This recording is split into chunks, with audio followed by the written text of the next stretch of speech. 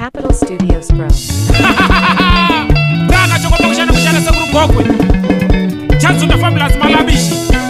And the extra love fighters. Remekeza voti yako iwe.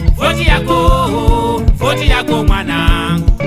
Chengeteza voti yako iwe. Voti yako mwanangu. Ukavota watovota kare. Watovota wangu. Watovota mwanangu. Hapana paucha ona uchidzu vote kaviri. Hapana paucha spoiler uchida kuvota kaviri. Hapana paucha dzima uchida kuvota kaviri. Hapana kwa ucha nanga kunovota kaviri. Hapana kwa ucha damwa kuzovota kaviri. Hapana aucha ona chidza vote kaviri. Chengetedza voti yako iwe. Voti yako mwanangu.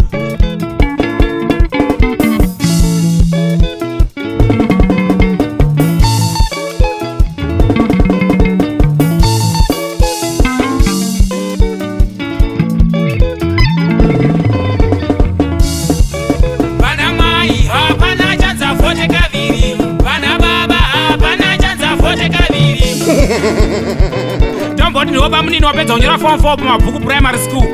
Wobva wasvika pamba wane maiguru ari mubathroom vachigeza.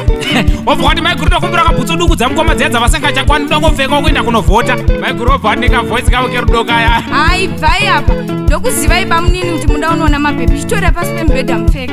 Iwo changopinda pasi pamubhedha maiguru wamva wapindawo mumba wachibva kunogeza. Vakasungirira zitauro vakangana kuti bamunini vari muno. Wobva wati waya kubvisa zitauro riya. Iwo nokusazivawo uchingoti budei pasi pemubhedha dhuma namaiguru. Apa vakatofuratira zvavo vakatotsika pacheya vari kutozora zvavo mafuta.